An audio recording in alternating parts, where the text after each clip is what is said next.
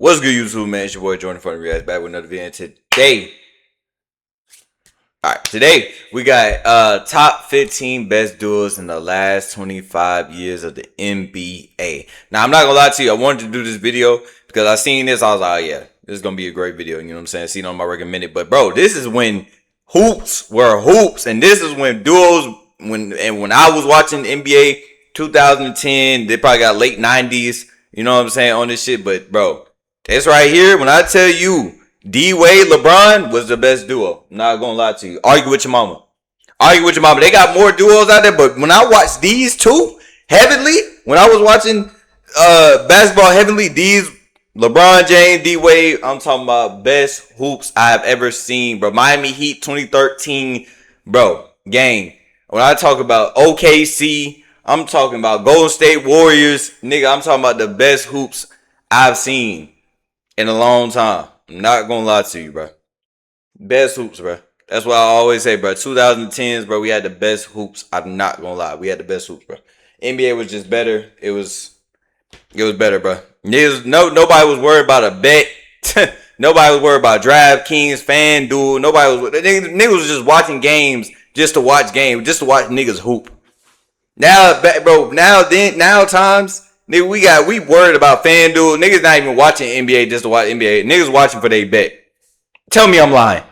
Niggas watching for they bet. Niggas watch NBA. Niggas watch all sports for they bets now. Niggas don't even care if they win or, you know, they might have a money line or a player prop or all that. Bro, them niggas are watching the games for a bet. Back then, niggas wasn't even worried about a bet. Niggas was just watching pure hoops. That's what I said, bro. Back then it was better. But hey, man, let's get into the video. Let's see what the bitch talking about. Of super teams. The 21st century offered plenty of legendary NBA duos. These superstar duos connected on some of the best alley-oops of all time, made legendary plays, and created iconic moments. Some of them didn't like each other, and some even broke each other's records. 14 threes in a game! But together, they won scoring titles, MVPs, and championships with some of the greatest sound bites in NBA history. These are the 15 best duos in the last 25 years. In 2005, he was the league MVP and one of the 5 best passers the NBA has ever seen. His running mate was an athletic freak of nature, capable of throwing dunks over centers like they were kindergarten kids. Together, they played in the most revolutionary offensive system of their era, called 7 seconds or less.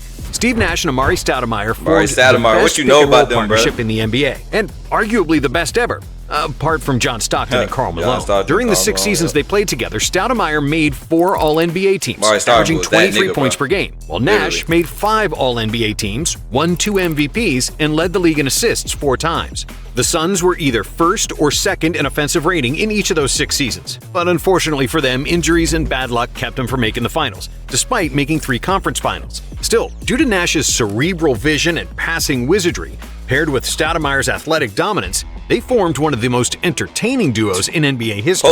Honorable mention goes to another world-class point guard who was paired with a young, uber-athletic forward. And just like Nash and Amari, they connected on a plethora of alley-oop dunks. And they had a cool nickname for their team, Lob City. Chris Paul and Blake Griffin were a carbon copy of Nash and Stoudemire in terms of their style of play, extremely similar numbers, individual and team accomplishments. CP3 made 5 All-NBA teams during that span and led the league in total assists, while Griffin made 4 All-NBA teams, including the Rookie of the Year award and the infamous dunk contest when he jumped over a car. Paul averaged 19 points and 10 assists per game during the Lob City era, while Griffin averaged 21.5 points and 9.5 rebounds, with plenty of posterizing dunks that are still remembered today. However, just like their son's predecessors, Chris and Blake never made it to the NBA Finals due to injuries, bad luck, and poor coaching. But unlike the previous duos, the next guard-big man pairing spent fewer years together. They didn't connect on so many lob dunks, but they did something far more important. They won a ring together. In 2004, when Shaquille O'Neal got traded to Miami, he vowed to bring a championship to South Beach. But what he probably didn't know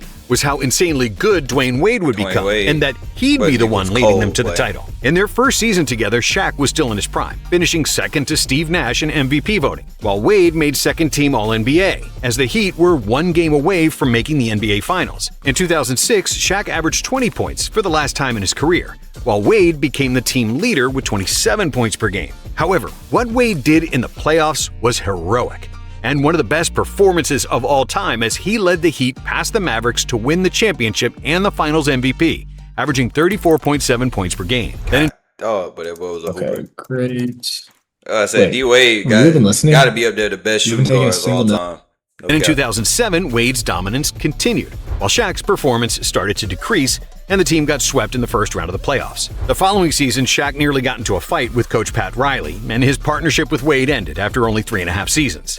Still, during that time, both players made All-Star and All-NBA teams. They averaged 47 points per game combined and made history by winning Miami's first championship. But while Shaq and D-Wade scored over 50,000 points in the NBA, this next legendary duo is pushing for 60,000. Kevin Durant got drafted by the Supersonics in 2007, and Seattle picked Russell Westbrook the following year, in the last move before they moved to Oklahoma and became the Thunder. Over the next 8 seasons, this dynamic duo averaged 50 points per game combined, with 5 scoring titles and 11 All-NBA selections between them. KD also won the MVP in 2014, along with a 50-40-90 season in 2013. Durant and Westbrook were offensive juggernauts. And after they lost to LeBron in the 2012 NBA Finals, they were supposed to become a dynasty. But then, due to fear of getting into the luxury tax, OKC traded James Harden, which was one of the worst trades in NBA history. A few injury-riddled seasons, poor coaching, and Klay Thompson's heroics in Game 6 kept him from reaching the finals again, until KD decided it was time for a next chapter in his career, ending the partnership with Russ after 8 seasons. However, what Russ and KD failed to do together in 8 years, this next duo accomplished in only 3. Shai Gilgeous-Alexander got traded to OKC in 2019, and Jalen Williams joined him 3 years later. Shai and J-Dub? You can say that, yeah. Later, as both were part of a trade that sent Paul George to the Clippers. Everyone in the world believed the Clippers would become a dynasty, but instead, the real dynasty was brewing in OKC, largely thanks to the gazillion picks they accumulated over the years. In 2023, Jalen Williams finished second in Rookie of the Year voting behind Paolo Banchero, while SGA averaged 31.4 points per game and made first-team All-NBA. In their second season together, the Thunder had the best back. Man, when I tell you this man right here is that nigga, that's that nigga. I'm not gonna lie. That's that nigga, bro. Telling you. And I don't see, the only way I don't see OKC getting to the championship if the Spurs beat them in the Western Conference Finals. It's the only way I don't see them get to. If they go to the championship, they're winning. They're winning. If they beat the Spurs, they're winning. I don't care who they play in the East. It don't matter. They're winning. They have the depth. They have the size. I don't care. They're winning. Court in the league, with Jalen averaging 19 points per game. And you know what's so crazy? They haven't even had Jalen Williams for the entire the half of the season. They didn't even have him, and they still win a game. They didn't even have SGA. They still win a game. It's like, bro, they shooting percentages. While Shai averaged 30 points and finished second in MVP voting behind Nikola Jokic. And then in 2024, the Thunder's duo improved again, combining for 53 points and 11 assists per game, with Shai winning the MVP award, while Jalen made the third All-NBA team and second All-Defensive team. But what was even more important was that they led OKC to their first championship, with SGA crowning a perfect season as the Finals MVP. As Williams keeps improving and Shai keeps averaging over 30 points per game, the Thunder's duo will likely rank even higher in the future, especially if they manage to win more rings together. And just like Shai and Jalen, they go back to back. If they go back to back, that's already set in history. I'm not gonna lie. They go back to back. They got to be the top duo. They got to. They go back to back, bro. Come on, bro. Next duo won a championship together. The last team we seen went back to back was I think Golden State. I don't even. I think was it Golden State? I think it was Golden State. That was the last back to back team. I know that before that was Miami. I think it was Golden State, if I'm not wrong. Time together will be considered somewhat disappointing in some people's eyes, due to the enormous expectations that come with LeBron James. When Anthony Davis joined the Lakers for the 2020 season, he transformed LA from a fringe playoff team to a title contender. I tell you, bro, I ain't gonna lie, that 2020 ring was because of him. This man right here. I don't care what y'all talking about. This man right here, he got them that 2020 NBA. If it wasn't for him joining that team, I don't think they would have made it. I ain't gonna lie. But him, that was the sole part reason why they won that 2020 ring. And before the pandemic hit, the Lakers were the best team in the league. During the bubble, LeBron and AD continued their dominance, leading the Lakers to their 17th title in franchise history, with James claiming his 4th Finals MVP. In the 2020 playoffs, the duo combined for 55 points on 57% shooting, along with 20 rebounds and 12 assists per game. Davis was also the best defender in the league, and when you combine their all-around skills, stats, and efficiency, Bron and AD had one of the best playoff runs by a duo of all time. And even though the rest of their time together had more lows than highs, with only one conference finals appearance in the next 4 seasons, LeBron and AD's era with the Lakers can't be deemed unsuccessful. During their 5.5 years together, the King and the Brow averaged 51 points combined. They made 8 All-NBA teams, and they did the most important thing, winning the championship. But while LeBron and AD's partnership was considered underwhelming, this next duo is arguably the most underrated, even though it features one of the most physically dominant players ever, and a guy who consistently delivered big games when it mattered most. In 2013, the Milwaukee Bucks drafted Giannis Antetokounmpo and traded for Chris Middleton. And at the time, nobody could have predicted that they would turn just you, building your app on Base 44. Into the best duo in franchise history since Kareem and Oscar Robertson. Giannis and Chris played together for 11.5 seasons. They made the All-Star team 12 times combined, along with 2 MVPs and a Defensive Player of the Year award for Giannis. Between 2017 and 2024, their combined average was 47 points, 16 rebounds, and 10 assists, which puts them in the upper echelon of the most productive duos ever. But the crown jewel of their partnership came in 2021, when they led Milwaukee to the 2nd title in franchise history, combining for 54 points during the playoffs, filled with clutch shots and all-around greatness on both ends of the floor. And similar to the Bucks duo, these next 2 players are also slightly underrated, even though they made the finals twice and won the championship in 2024. Jaylen Brown and Jason Tatum were successful out of the gate, making the Eastern Conference Finals in 2018 their first season together, when Tatum was a rookie and Brown was an NBA sophomore. But as the years went on, frustration and playoff losses accumulated, culminating in the 2022 Finals loss to the Warriors. Many analysts and former players believe that Tatum and Brown couldn't coexist and that they're too similar. Brown was criticized for a lack of handle, especially with his left hand, while Tatum got a bad rep for hoisting too many jumpers and not being aggressive enough. However, in 2024, all that was forgotten, as the 2Js led the Celtics to their first championship since 2008, averaging a combined 49 points during the playoffs. With a joint 10 All-Star appearances, 5 All-NBA teams, 2 finals, and 1 championship, Brown and Tatum etched their names in Boston's rich sports history. But there's another legendary duo with deep ties to Boston, since they played against the Celtics in 2 NBA finals. Pau Gasol joined Kobe Bryant and the Lakers in 2008, in what was considered one of the most lopsided trades of all time. With the Spanish big man on board, the Lakers transformed from a fringe playoff team to a title contender, and they proved the expectations by making the finals. But that's as far as they could go, as the Celtics had too much firepower, defeating LA in 6 games to clinch the title. But then Kobe started working on Pau. Gasol played the most aggressive ball of his career, and his connection with Kobe was almost telepathic. When they actually did talk, they would do it in Spanish, so that opponents couldn't understand him. In 2009, Kobe matured into his best version,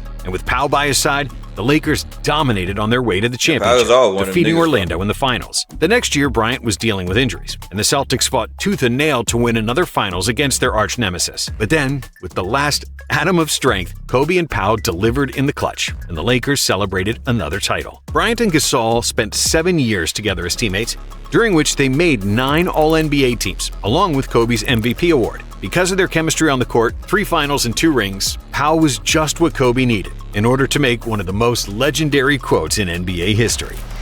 Just got one more than Shaq. And by the time Gasol left the Lakers, arguably the greatest player of all time made a triumphant return home. When LeBron left the Cavs, they were in shambles, and Cleveland went from 61 wins with LeBron in 2010 to only 19 without him in 2011. But the second worst record in the league gave them the opportunity to draft first overall, and they used the #1 pick on Kyrie Irving, the greatest ball handler in NBA history. When LeBron returned to Cleveland in 2014, he immediately transformed them into a perennial title contender.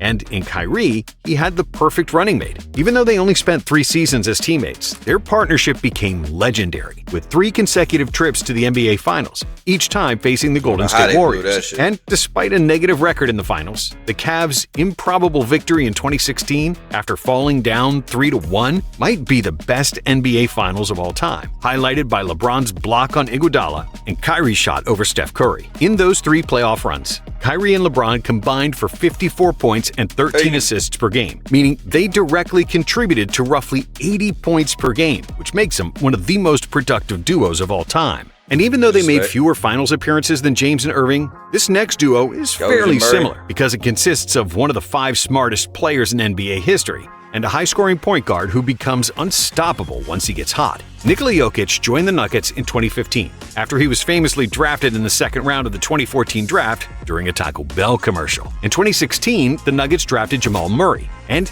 nobody could have predicted that the pudgy Serbian big man and the Canadian point guard would become one of the best duos of all time. From 2018, Murray's sophomore season, until today, Jamal has averaged 20 points and 5.3 assists per game, while Jokic nearly averages a triple-double. I don't know, bro. Every time he play the Lakers, he just go off, bro. I ain't gonna lie to you. He be that nigga MJ when he go. That span. That nigga play the Lakers. That nigga points, MJ. 11.6 rebounds and 8.6 assists. But Murray and Jokic are among those players whose numbers consistently rise in the playoffs. And throughout their playoff careers, the Nuggets stars combined for 51 points, 17 rebounds, and 13 assists, with elite shooting percentages. A highlight of their careers happened in.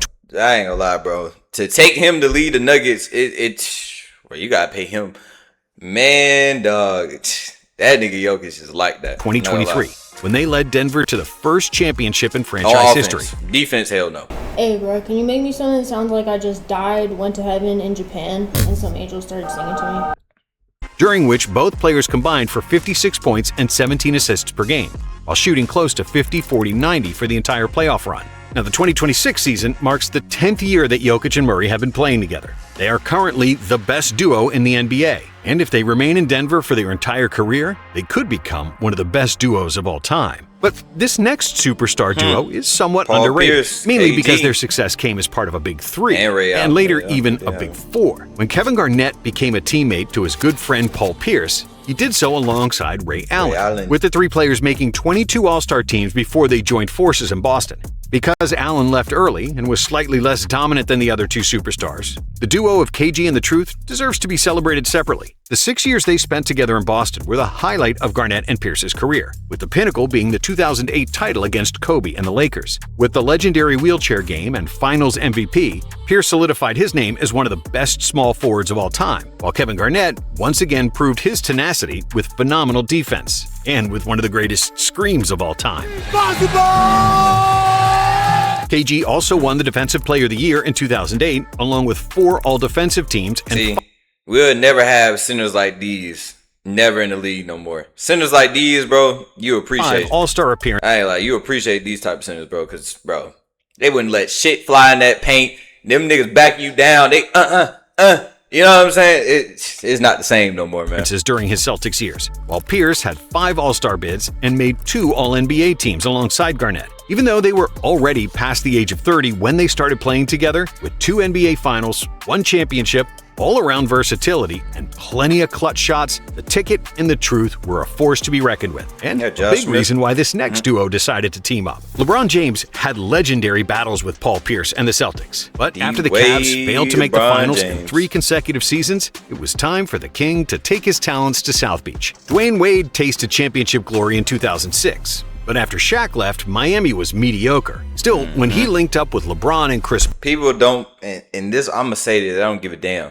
People don't put the much respect on Chris Bosh's name. When I tell you Chris Bosh is one of those niggas don't put much respect on Chris Bosh's name. But I'm going to tell you right now, nigga, I don't give a damn what you talking about. Put some respect on Chris Bosh's name. I'm not going to lie. That nigga is a legend, bro. I'm not going to lie to you. A lot of people don't talk about it like that. Became instant contenders and the new NBA villains. In their 4 seasons together, Miami reached the finals each time, winning 2 titles and 2 finals MVPs for LeBron. The King also won 2 regular season MVPs and made all defensive teams in all 4 seasons, during an era where he was the most versatile defender in NBA history. Wade made 3 All-NBA and 4 All-Star appearances during his time with LeBron, and together, they averaged 50 points and 13 assists per game. Even though their Heat career only lasted 4 years, LeBron and Wade won 70% of their games and created plenty of I remember that iconic shot. moments that'll be remembered forever. However, there is one NBA duo who won you an gotta even talk higher about, percentage. You gotta talk about that boy Parker and Tim Duncan.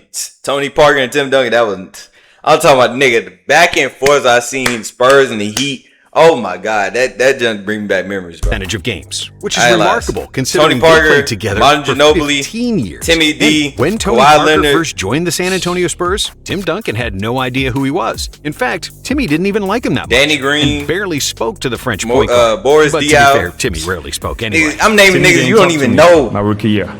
Timmy don't like French people. But their relationship improved significantly in their second season, when they won their first NBA title together. By the time Duncan retired in 2016, they had 4 championships in 5 finals appearances, with 2 finals MVPs for Duncan and 1 for Parker. Their individual statistics don't jump off the page, but with 17 All-Star and 15 All-NBA teams between them, along with 2 regular season MVPs for Duncan, the Spurs duo accomplished everything. And together with Manu Ginobili, they are the teammates with the most wins in NBA history, winning 71% of their games. Now, like Timmy and Tony, this next legendary duo won 4 championships together. And they're still playing today, albeit not on the same team. In 2013, their former coach said they were the best shooting backcourt in NBA history and got ridiculed for it. But now, we know that Mark Jackson was correct, and that the Splash Brothers are 2 of the best shooters of all time. Steph Curry and Klay Thompson made over 7,000 threes in their careers, while shooting over 40% behind the arc. And Steph holds the all-time record for free throw percentage at 91%. Together, they changed basketball thinking forever. And because of them, the game is completely different from what it was 15 or 20 years ago. Today, NBA teams are averaging 37 three-pointers per game, compared to just 18 in 2009 when Steph first got to the league. Between 2015 and 2022, the Warriors went on a legendary run, making 6 NBA Finals and winning 4 championships, including the record-breaking 2016 season, when they won 73 games. Steph and Klay hold the majority of shooting records, including the most threes in a game set by Thompson, the most points in a quarter, also by Klay, and the most threes in a season by Steph, the most threes by teammates, and many others. And even though they were part of great teams, and they had a lot of help from Durant, Draymond, and Iguodala, among others, the Splash Brothers were the engine of the Warriors, and the entire dynasty started because of their shooting dominance. But the number 1 spot is reserved for the most controversial, most talked about, and one of the most physically dominant duos of all time, Shaquille O'Neal and Kobe Bryant. Shaq and Kobe shared the stage for 8 seasons, during which they made 5 NBA Finals and won 4 championships. But their legacy is far greater than just the championships. O'Neal joined the Lakers in 1996, the same year that Kobe got drafted. Over the next 3 years, there were plenty of growing pains, including Bryant's 4 airballs against Utah and a fistfight with Shaq. But after Phil Jackson took over, Shaq got into the best shape of his life. Last 25 years. I was finna say where MJ and Pippen at, but I mean, and won one of the most dominant MVPs ever, just 1 vote shy of being the first unanimous MVP. That year, O'Neal also led the Lakers to a championship, continuing his dominance in the playoffs, averaging 30 points and 15 rebounds per game, while Kobe added 21 points and 4.5 assists. The most famous play in Lakers history happened that season, when Kobe and Shaq connected on an alley-oop to complete a comeback in Game 7 against the Blazers. In the 2001 season, the Lakers were unstoppable, winning all but 1 playoff game on their way to a second title, with Shaq and Kobe becoming arguably the best 1-2 punch in NBA history. Once again, the Big Diesel averaged 30 and 15 for the entire playoffs. But Kobe wasn't far behind, with 29.4 points, 7.3 rebounds, and 6.1 assists. It was the most points by 2 teammates during a championship run. And in 2002, the dynamic duo led LA to a three-peat, after they survived the series against the Kings in the Western Conference Finals. And even though they still posted great individual seasons, the legend of Shaq and Kobe took an ugly turn, with beefs and insults filling up newspaper pages. In 2004, after a finals loss against Detroit, Shaq got traded to Miami, with controversy surrounding his breakup with Kobe. However, that only added to the mystique that made Shaq and Kobe the best duo in this century, and arguably the best of all time. Thank you for watching. And if you like this is a great video, man. Just bring it back memories, man. Bring it back to the past, you know what I'm saying? Bring it back to the present, you know what I'm saying? Make sure y'all like, comment, subscribe. If y'all like the video, I'm out.